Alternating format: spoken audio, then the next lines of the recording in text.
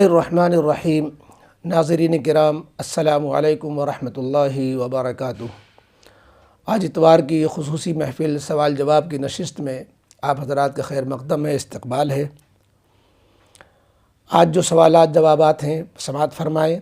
یہ سیشن ہمارا 111واں ہے، اس میں بھی بہت سارے سوالات جمع ہو گئے ہیں، سنیے اور جواب سماعت فرمائیں۔ نمبر 1، پہلا سوال جناب خالد علی صاحب کانپور سے ہیں، کہتے ہیں السلام علیکم ورحمۃ اللہ وبرکاتہ۔ وعلیکم السلام ورحمۃ اللہ وبرکاتہ۔ خدمت میں عرض ہے کہ کرکٹ میچ کا ٹورنامنٹ ہوتا ہے، اس میں ایک مخصوص رقم ہر کھیلنے والی ٹیم سے لی جاتی ہے۔ جس ٹیم کو شکست ہو جاتی ہے وہ ٹیم ٹورنامنٹ سے باہر ہو جاتی ہے اور اس کو کچھ بھی انعام نہیں دیا جاتا ہے، اور جو ٹیم فائنل کھیلتی ہے اس کو انعام دیا جاتا ہے۔ کیا اس طرح رقم دے کر ایسے ٹورنامنٹ میں کھیلنا درست ہے؟ جواب یہ ہے کہ یہ طریقہ درست نہیں ہے کہ جتنے کھیلنے والے ہیں سب سے رقم لی جا رہی ہے، ساری ٹیموں سے، اور جو ٹیم ہار رہی ہے اس کی رقم مر رہی ہے، جو ٹیم جیت رہی ہے وہ ساری رقم پا رہی ہے۔ تو یہ تو جوا ہوا۔ اس کا جائز طریقہ یہ ہوتا ہے کہ ایک کھیلنے والوں سے ہٹ کر ایک تنظیم ہو، کوئی ایک یا شخص ہو، اور وہ کھیلنے والوں کے لیے کوئی انعام مقرر کرے۔ وہ انعام کا انتظام چاہے چندے سے ہو چاہے الگ ہو، وہ انعام مقرر کرے کہ جو بھی جیتے گا میری طرف سے اس کو انعام دیا جائے گا۔ کھیلنے والے ایک دوسرے پر انعام و ہار جیت پر مقرر کرے، وہ صحیح نہیں ہوتا ہے، جیسے دو لوگوں میں صحیح نہیں ہوتا ہے۔ ہاں، اگر ایک شخص اس میں سے یہ کہے کہ جو جیتے گا میں تو دوں گا، لیکن جو اگر میں ہار جاتا ہوں تو میں نہیں لوں گا، تو پھر ہار جیت جو ہے کا یہ طریقہ درست ہو جائے گا۔ اگر جو ہے سب لوگوں کی طرف سے اس طرح معاملہ جیسے آپ نے لکھا ہے، یہ صحیح نہیں ہے۔ دوسرا سوال جناب تحسین صاحب عثمانی کانپور، انہوں نے بھی سلام عرض کیا۔ وعلیکم السلام۔ کہتے ہیں مفتی صاحب 15 شعبان یعنی شب برات کی کوئی فضیلت ہے کہ نہیں، اور اس میں کیا کرنا چاہیے کیا نہیں کرنا چاہیے، تھوڑی تفصیل فرما دیں۔ ٹھیک ہے، انشاءاللہ اس پر ہم ایک مستقل ویڈیو ریکارڈ کر دیتے ہیں، وہ شب برات سے پہلے 1-2 روز پہلے ہی آ جائے گی، اور اس مستقل ایک ویڈیو موجود بھی ہے پہلے سے، انشاءاللہ ایک اور سامنے آ جائے گی، کچھ نئی باتیں اور اس میں آ جائیں گی۔ اگلا سوال یہ جناب زیدان وسیم کانپور، انہوں نے بھی سلام عرض کیا۔ وعلیکم السلام ورحمۃ اللہ وبرکاتہ۔ کہتے ہیں اگر وتر میں دعائے قنوت پڑھنا بھول جائے اور رکوع میں یاد آ جائے تو کیا رکوع سے اٹھ کر دعا پڑھ سکتے ہیں؟ نہیں، بھول کر جب رکوع میں چلے گئے تو اب رکوع سے واپس نہیں آنا ہے، بس آخر میں سجدہ سہو کر لینا ہے۔ لیکن اگر کوئی رکوع سے اٹھ کر واپس آ گیا، مسئلہ نہ جاننے کی وجہ سے، اور دعا قنوت پڑھی پھر رکوع میں گیا، گویا 2 رکوع کر دیے، یہ ایک اور غلطی ہوئی، اور واپس آنا یہ بھی غلطی تھی۔ لیکن ان سب کے غلطی کا حل سجدہ سہو میں موجود ہے، سجدہ سہو کر لیا تو پھر بھی نماز ہو جائے گی، لیکن رکوع سے وتر کی طرف واپس یعنی دعا قنوت کی طرف واپس نہیں آنا چاہیے۔ رکوع فرض ہے، فرض کو چھوڑ کر واجب کی طرف آنا درست نہیں ہے۔ دعا قنوت چھوڑ گئی، آخر میں سجدہ سہو کر لے بس۔ اگلا سوال ہیومنسٹ کمنٹ میں لکھتے ہیں شرن داڑھی سے متعلق، خاتم المحققین ابن تیمیہ ثانی، جانشین امام ابو عبداللہ محمد فخر الدین رازی، صاحب تفسیر کبیر، دور حاضر کے غزالی، محترم جاوید احمد غامدی کی چند دن قبل ایک ویڈیو دیکھنے کا اتفاق ہوا جس میں خاتم المحققین نے تفصیلی بحث کی ہے، اور وہ تمام احادیث جن کو سیاق و سباق سے کاٹ کر داڑھی کے وجوب پر بطور دلیل پیش کیا جاتا ہے، ان احادیث کا درست مفہوم بیان فرمایا ہے۔ خاتم المحققین کی گفتگو میں ایک جادو ہے، جی کرتا ہے سنتا ہی رہوں، آ کر بھی اسی جادو کا شکار ہو چکا ہے۔ ایسے حالات میں کیا کیا جائے، رہنمائی فرما دیں۔ بھائی جو جادو کا شکار ہے وہ جادو کا علاج کر لے، آپ پر جادو ہو گیا ہے تو آپ اس کا علاج کر لیں۔ اور آپ نے القاب جتنے لکھے ہیں، ہمیں لگتا ہے کہ شاید آپ نے کم لکھے ہیں، اور ان کو عالم لکھ دیتے تو شاید پتہ چلتا کہاں سے کیسے عالم ہے، کہاں سے فارغ ہیں۔ باقی جاوید احمد غامدی صاحب یہ معتبر لوگ نہیں ہیں۔ آپ کو ایسے حالات میں کیا کیا جائے، آپ اپنی ہدایت کے لیے دعا کریں، اور ان کی بھی ہدایت کے لیے دعا کریں جن کی آپ جو ہے مقلد بن رہے ہیں جاوید احمد غامدی صاحب کے، کہ ایک طرف تقلید کا انکار بھی کرتے ہیں اور جاوید احمد غامدی صاحب کے مقلد بھی بن رہے ہیں۔ انہوں نے آپ پر جادو فرما دیا ہے، تو جادو تو اچھی چیز نہیں ہوتی، علاج کرنا پڑتا ہے۔ تو علاج کریں۔ اگلا سوال، باقی آپ نے ویڈیو بھیجی ہوتی تو اس کو ہم سنتے اور اس کا ہم جواب دیتے۔ پھر اگلا سوال عریضہ، سلام کے بعد انہوں نے کہا شیعہ کی دی ہوئی ہدیہ جائے نماز میں، یعنی شیعہ کی دی ہوئی ہدیے والی جائے نماز میں نماز پڑھ سکتے ہیں کہ نہیں؟ تسبیح دی ہے، اس تسبیح کو پڑھ سکتے ہیں یا نہیں؟ پڑوسی ہیں شیعہ، اس لیے انہیں منع نہیں کر پاتے پڑوسی ہونے کی وجہ سے، تو اس جائے نماز تسبیح کا کیا کریں؟ جواب یہ ہے کہ اگر شیعہ بالفرض مسلمان نہیں بھی ہیں، بعض شیعہ مسلمان نہیں بھی ہوتے ہیں، بعض ہوتے بھی ہیں، یہ ان کے عقائد پر ہے، کیونکہ شیعوں کی بہت سی قسمیں ہیں، لیکن ان کا ہر ہدیہ غلط نہیں ہوگا، ان کی آمدنی جائز ہے۔ تو جس طرح غیر مسلم کسی کو ہدیہ دے دے اور غیر مسلم جانماز ہدیہ کرے، غیر مسلم تسبیح ہدیہ کرے، تو اس کے استعمال کرنے میں کوئی حرج نہیں، بشرطے کہ آمدنی حلال ہو، تو ایسے آپ اس کو استعمال کر سکتے ہیں۔ جی نہیں بھر رہا ہے تو کسی اور کو آپ ہدیے والی چیز دوسرے کو ہدیہ کرتے ہیں۔ اگلا سوال عبداللہ فتح پور کہتے ہیں سلام، انہوں نے بھی عرض کیا وعلیکم السلام، مفتی صاحب میں نے ایک شادی کا کارڈ دیکھا جس میں انویٹیشن کارڈ کو قرآن کے بارے میں پیچھے کی طرف پرنٹ کروایا گیا تھا، یعنی انوائٹ کرنے والوں نے پارے کو ہی انویٹیشن کارڈ بنوایا تھا، کیا اس طرح پارے پر انویٹیشن کارڈ پرنٹ کروانا اور ایسے لوگوں کو دینا قرآن کی عظمت کے لحاظ سے مناسب ہے؟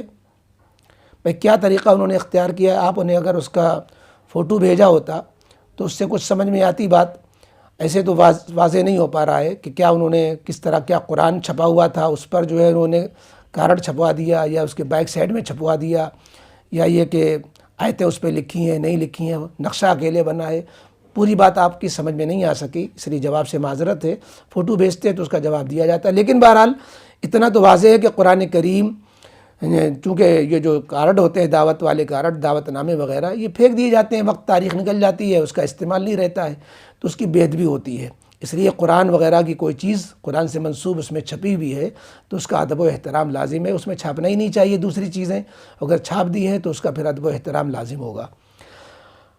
اگلا سوال فیضان انظار کانپور کمنٹ میں پوچھتے ہیں، انہوں نے بھی سلام پہلے عرض کیا وعلیکم السلام، کہتے ہیں مفتی صاحب میرا سوال یہ ہے کہ آزمائش اور عذاب میں فرق کیسے کریں؟ کیسے پہچانے کہ ہمارے اوپر جو مصیبت آئی ہے وہ اللہ کی آزمائش ہے یا عذاب؟ مہربانی کر کے وضاحت فرمائیں۔ دیکھیں یہ افراد اور لوگوں کے اعتبار سے، ان کے اعمال کے اعتبار سے الگ الگ ہوتا ہے، کسی کے لیے آزمائش، کسی کے لیے عذاب۔ جیسے حضرت عائشہ صدیقہ رضی اللہ تعالیٰ عنہ فرماتی ہیں کہ یہ زلزلے مومنوں کے لیے رحمت ہوتے ہیں انجام کے اعتبار سے، کہ انہیں شہادت ملتی ہے، یہ مصیبت آتی ہے، مصیبتوں پر وہ صبر کرتے ہیں، صبر پر اجر ملتا ہے، آخرت میں مقام بلند ہوتا ہے، دنیا میں گناہ ان کے معاف ہوتے ہیں۔ اور کسی کے لیے عذاب ہوتا ہے نہیں، کافروں کے لیے عذاب ہوتا ہے کہ وہ آخرت کو مانتے ہی نہیں ہیں، تو ان کے لیے عذاب ہی عذاب ہے۔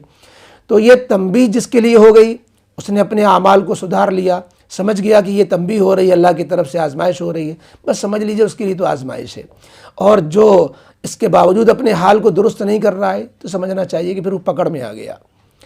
اگلا سوال عبدالعادل ممبئی سے کمنٹ میں پوچھتے ہیں، انہوں نے بھی سلام عرض کیا وعلیکم السلام ورحمۃ اللہ، کہتے ہیں سوال یہ ہے کہ مسواک کے بچے ہوئے ٹکڑے کا کیا کرنا چاہیے، کیونکہ اسے کچرے وغیرہ میں پھینکنے کو طبیعت گوارا نہیں کرتی، مٹی میں دفن کرنے کے لیے بھی کوئی جگہ وغیرہ نہیں ہے۔ جواب یہ ہے کہ جب وہ مسواک ایک انگلی سے بھی چھوٹی رہ جائے یا خراب ہو جائے، ناقابل استعمال لے جائے، تو اس کے اور ٹکڑے کر دیجئے، یعنی اس کو مسواک کی حیت ختم کر دیجئے، وہ مسواک نظر ہی نہیں آئے گی، پھر اس ٹکڑے کر کے پھر چاہے جہاں اس کو ڈال دیجئے کوڑے وغیرہ میں۔ جب مسواک کی طرح رہے گی تو تھوڑا سا کراہیت رہتی ہے، لیکن ایسی کوئی کراہیت نہیں کہ گناہ پڑے، اور جو ہے اگر آپ نے کوڑے میں بھی ناقابل استعمال مسواک کو پھینک دیا ہے تو گناہ نہیں پڑتا، بس تھوڑا احتیاط ہو جائے تو اچھا ہے۔ عبداللہ مختار صاحب اگلا سوال کہتے ہیں السلام علیکم وعلیکم السلام، مفتی صاحب ایک مسئلہ یہ ہے، اگر بیڈ پر بچھے ہوئے چادر میں منی لگ جائے، پھر ہم نے اس پر پانی ڈالا اور اس کو پریس سے سکھا دیا، ایسے ہی 3 بار کیا تو کیا چادر پاک ہو گئی؟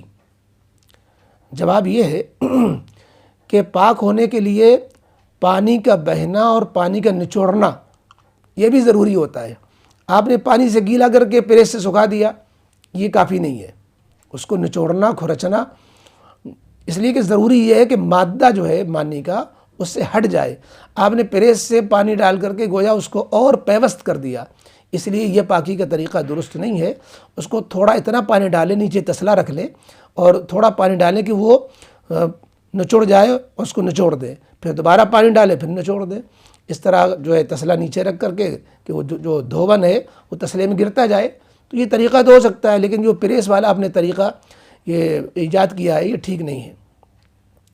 اگلا سوال ہدیٰ فاطمہ سلام کے بعد پوچھتی ہیں، کچھ لوگوں کا کہنا ہے کہ برتھ ڈے گناہ ہے، اینیورسری نہیں، پلیز ضرور بتائیں، اور اگر ہم شریک نہیں ہوئے پھر بھی کسی نے کیک بھیج دیا تو کیا وہ کھا سکتے ہیں؟ یہ سب غیر مسلموں کے، انگریزوں کے طریقے ہیں اور یہ درست نہیں ہے۔ کیک وغیرہ کوئی بھیج دے، کہہ دے بھائی میری یہاں یہ چیزیں نہ بھیجا کیجئے، ہم جو ہے انگریزوں کی رسم میں شامل نہیں ہونا چاہتے۔ ہاں اگر قبول بھی کر لیں تو کوئی حرام آمدنی نہیں ہے، بس غیروں کے مشابہات کی وجہ سے اس میں پرہیز کرنا چاہیے۔ اگلا سوال جناب ابو سعید اعظمی صاحب، ان کے کئی سوالات ہیں۔ باسلام عرض ہے کہ مفتی صاحب کیا تبلیغی بھائیوں کا جماعت کے دوران مسجد میں کھانا، سونا، موبائل چلانا یہ سب درست ہے یا ناجائز ہے یا مجبوری کی وجہ سے گنجائش ہے؟ جماعتی احباب مسجد کی ہر طرح سے ناقدری کرتے ہیں، شرعاً کیا حکم ہے؟ جواب یہ ہے کہ تبلیغی احباب جو ایسا کرتے ہیں غلط تو ہے، یہ مسجد کا ادب لازم ہے، لیکن یہ سب تبلیغی احباب نہیں کرتے۔ تبلیغی جماعت میں باقاعدہ مسجد کے آداب کا مذاکرہ کرایا جاتا ہے اور ان کو اس کے آداب بتائے جاتے ہیں، لیکن پھر بھی ان کے کچھ افراد ایسا کر جاتے ہیں، چونکہ وہ مسافر ہوتے ہیں اور ان کو یہ بھی کہا جاتا ہے جب مسجد میں داخل ہو اعتکاف کی نیت کر لو، تو مسافر معتکف کے لیے کھانا، سونا اور ضرورت کے تحت موبائل کا استعمال مجبوری کی حد تک، ضرورت کی حد تک اس کی گنجائش ہوتی ہے، تو اس لیے یہ تو وجہ صرف نہیں ہے کہ ان کو روکا جائے مسجد میں آنے سے۔ دوسرا سوال آپ کا ہے کہ جماعت والے جا کر زبردستی وصولی لیتے ہیں کہ تم کو جماعت میں نکلنا ہی ہے، سامنے والے کا کوئی عذر قبول نہیں کرتے، کیا یہ طریقہ ثواب کا باعث بنے گا؟ دیکھیے، ایک ہے اصرار اور ایک ہے اجبار۔ تو اجبار یعنی مجبور کرنا، یہ تو جائز نہیں ہے، اور غالباً مجبور نہیں کرتے۔ مجبوری کہ آپ اس طرح مجبور ہو جائیں کہ نہیں جائیں گے تو وہ آپ کو کچھ جرمانہ لگا دیں یا آپ کے پیسے ہڑپ کر لیں جو وصولی کی تھی، ایسا تو نہیں کرتے۔ ہاں اصرار کرتے ہیں، بعض دفعہ اصرار حد سے زیادہ بڑھا ہوا ہوتا ہے، اتنا اصرار بھی نہیں کرنا چاہیے، صرف ترغیب سے کام لینا چاہیے کہ بھائی چلیں گے تو آپ کا دینی فائدہ ہوگا، کچھ اعمال کی رغبت بڑھے گی، دین سیکھیں گے۔ یہ جاہلوں کو دین میں لگانے کے لیے جو ہے آسان طریقہ ہوگا، بعد میں پھر ان کو علماء سے جوڑ دیں۔ صرف یہی نہیں کہ جماعت کو ہی کافی سمجھیں، جماعت کا کام اتنا تو اس حد تک تو بہت اچھا ہے کہ بے طلبوں میں دین کی طلب پیدا کر دیں اور جاہلوں کو جو ہے دین کی رغبت پیدا کر کے علماء سے جوڑ دیں، بس یہ طریقہ اختیار کرنا چاہیے۔ تیسرا سوال انہی کا جماعت کے تعلق سے ہے کہ جماعت میں صرف فضائل اعمال ہی پڑھنا اور دوسری کتاب کو صاف منع کر دینا یہ بدعت میں شامل ہے یا نہیں؟ دیکھیے، فضائل اعمال ہو یا منتخب احادیث، یہ خود مقصود نہیں ہے کتاب ہونے کی حیثیت سے، بلکہ اس کو دین سیکھنے اور دین کی رغبت کے لیے یہ جو احادیث وغیرہ اس میں ذکر کی گئی ہیں ان کو ذریعہ بنایا جاتا ہے، ذریعہ مقصود نہیں ہوتا۔ تو فضائل اعمال مقصود نہیں، منتخب احادیث بھی مقصود نہیں۔ اس پر جھگڑنا کہ منتخب احادیث پڑھی جائے گی، فضائل اعمال نہیں، فضائل اعمال پڑھی جائے گی، منتخب احادیث نہیں، یہ تو فضول بحث ہے۔ اور فضائل اعمال کے علاوہ دوسری کتابیں بھی پڑھنے کی گنجائش ہوتی ہے، لیکن چونکہ فضائل اعمال میں اس بات کا اہتمام کیا گیا ہے کہ جماعت کے مزاج اور ان کے جو چلے میں وغیرہ ہم نکلتے ہیں ان کے احوال کے پیش نظر وہ چیز لکھی بھی ہے، لہذا اس کا افادیت زیادہ ہے۔ باقی آپ کچھ بھی پڑھیں، کوئی بھی معتبر کتاب پڑھیں، لیکن فضائل اعمال کو جس نقطہ نظر سے لکھا گیا اس میں افادیت زیادہ ہوتی ہے، اس افادیت کے پیش نظر جو ہے فضائل اعمال تک محدود رکھنے کے لیے کہا جاتا ہے، اور اس میں کوئی حرج نہیں ہے، اس کو مقصود نہیں بنایا جا رہا ہے، کسی مصلحت سے فضائل اعمال تک محدود رکھا جا رہا ہے تو کوئی حرج نہیں ہے۔ چوتھا سوال، میرے پاس کچھ امانت ہے اور صاحب امانت تک آنا بہت مشکل ہے، کیا اس کو ان کی طرف سے صدقہ کر سکتا ہوں اور میں مواخذے سے بچ جاؤں گا؟ جب آپ کو یہ معلوم ہو اگر کہ جس کی امانت ہے، کسی صاحب کی امانت ہوگی جس کی ہے، اگر آپ کو پتہ ہے کہ کس کی امانت ہے، پھر آپ صدقہ بھی نہیں کر سکتے، خرچ بھی نہیں کر سکتے۔ اس کو آپ اطلاع کریں کہ بھائی آپ کی امانت میرے پاس موجود ہے، آپ لے جائیے۔ وہ کہتا ہے کہ نہیں رکھے رہیے، تو آپ اپنی طرف سے کیسے صدقہ کر سکتے ہیں؟ تو دوسرے کی چیز صدقہ کریں تو یہ درست نہیں ہے۔ اگلا سوال جناب سلطان چیمہ صاحب کا، یہ کمنٹ میں پوچھتے ہیں ہسبینڈ کے سوتیلے باپ کے حکم میں پردہ کرنا ہے یا نہیں؟ ہسبینڈ کے سوتیلے باپ یعنی شوہر کے باپ انتقال کر گئے تھے، ماں نے جو ہے کسی سے شادی کر لی، وہ سوتیلے باپ بن گئے۔ اب یہ جو شوہر کی جو بیوی ہے، بہو، سوتیلے باپ کی بہو، یہ محرم ہے، پردہ اس سے ہے کہ نہیں؟ جواب یہ ہے کہ یہ محرم نہیں ہے۔ یہ بہو اپنے سوتیلے باپ کے لیے محرم نہیں ہے، حقیقی باپ کے لیے صرف محرم ہوتی ہے۔ حقیقی جو خسر ہوں گے وہ بہو کے لیے محرم ہے، پردہ نہیں ہے، لیکن جو سوتیلے خسر ہیں جو شوہر کے حقیقی باپ نہیں ہیں، وہ محرم نہیں ہے، ان سے پردہ ہے، حج پہ ان کے ساتھ نہیں جایا جا سکتا۔ اگلا سوال جناب حمیرہ صابر پوچھتی ہیں کمنٹ میں، اگر سسرال والے عدت کے دوران بیوہ کو گھر سے نکال دیں تو کیا ہوتا ہے؟ اگر سسرال والے عدت کے دوران بیوہ کو گھر سے نکال دیتے ہیں تو اپنے میکے میں جا کے عدت پوری کرے گی، جہاں رہے گی وہاں عدت پوری کرے گی۔ بس یہ ہے کہ عدت کے دوران شوہر کے گھر سے بغیر عذر کے نکلنا منع ہوتا ہے۔ اب یہ عذر آ گیا کہ سسرال والوں ہی نے نکال دیا، تو جتنے دن باقی بچے ہیں اتنے دن جا کے اپنے میکے میں جہاں سہولت ہے وہاں پوری کر لے، پھر وہاں سے نہ نکلے، وہاں عدت کی پابندیاں کرے۔ بہرحال عدت کے تو پورا کرنا ضروری ہوتا ہے اور عدت کی پابندیاں بھی کرنا ضروری ہوتا ہے۔ اب یہ کہ بیچ میں جو عدت کی جگہ سے نکال دیا گیا تو وہ دن جو عدت کے گزرے تھے وہ شمار میں رہیں گے، جتنے دن باقی بچے ہیں وہ آگے پورے کر لیں۔ آخری سوال جناب شکیل صاحب سلام کے بعد کہتے ہیں، مفتی صاحب حضرت ایک بات بتا دیجیے مجھے، یہ کہا جاتا ہے کثرت سے استغفار کرو، تو یہ کثرت کی مقدار کیا ہے؟ 100 بار یا 300 بار یا 500 بار یا پھر اور زیادہ؟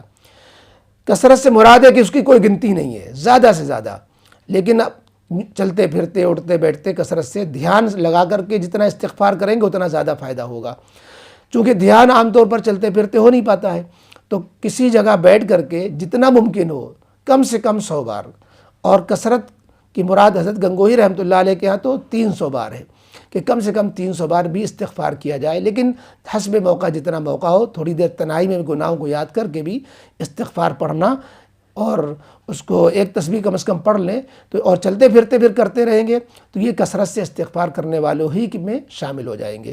اللہ تعالی ہم سب کو دین و شریعت پر سچا پکا عمل کرنے والا بنائے، ہدایت پر قائم رکھے، جاوید غامدی جیسے لوگوں سے ہم سب کی حفاظت فرمائے۔ السلام علیکم ورحمۃ اللہ۔